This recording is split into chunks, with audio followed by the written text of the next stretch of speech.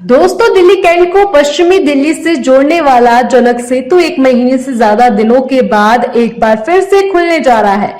जनकपुर सेतु के खुलने के बाद पश्चिमी दिल्ली के इलाकों में रहने वाले लोगों को बड़ी राहत मिलेगी। 1 महीने से इस इलाके में लोगों को काफी मुश्किलों का सामना करना पड़ रहा था। यहाँ रहने वाले लोगों को सेंट्रल दिल्ली, साउथ दिल्ली और नई दिल्ली में आने जाने के लिए खासी मशक्कत करनी पड़ रही थी। बता दें कि जनकपुर सेतु के एक कैरेज वे पर रिपेयरिंग का काम चल रहा था, जिसके कारण इसे बंद करना पड़ा। जनक सेतु वेस्ट दिल्ली को दिल्ली से जोड़ने में अहम रोल निभाता है। ऐसे में वेस्ट दिल्ली के जनकपुरी, मायापुरी, डाबरी, तिलक नगर, उत्तम नगर जैसे इलाकों में रहने वाले लोगों को इसके बंद होने से काफी मुश्किलों का सामना करना पड़ रहा था। लेकिन अब जनक सेतु खुलने के बाद वेस्ट दिल्ली से साउथ दिल्ली और नई दिल्ली जाने वालों की राह आसान हो जाएगी। आपको बता दें कि जनकपुर सेतु बंद होने की वजह से जनकपुरी, तिलक नगर और डाबरी इलाकों में जाने के लिए लोगों को रिज रोड के रास्ते टोडापुर, नारायणा और मायापुरी होकर जाना पड़ रहा था। इस वजह से ridge road, professor Ramnath Vij Marg और देव प्रकाश शास्त्री मार्ग पर इन दिनों भीषण जाम लग रहा था।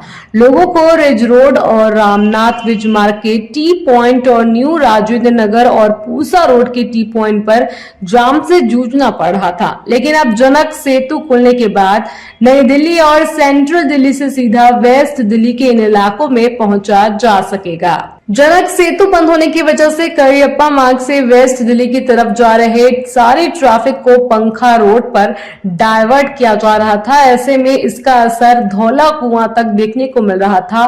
पीक आवर्स में यहाँ भारी जाम देखने को मिल रहा था। आरंभ ये था कि लोग जाम से बचने के लिए रिंग रोड और मायापुरी रोड से जा रहे थे।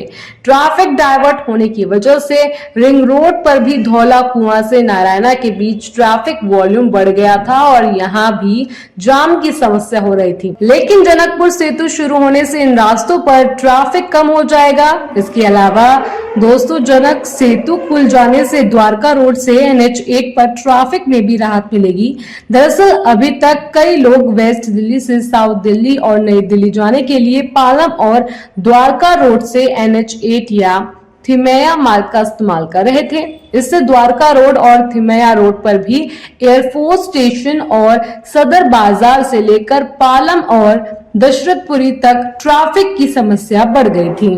फिलहाल इस खबर में इतना ही। बाकी खबरों के लिए देखते रहिए जनता की आवाज। जनता की आवाज YouTube चैनल को सब्सक्राइब करें, साथ ही बेल आइकन जरूर दबाएं।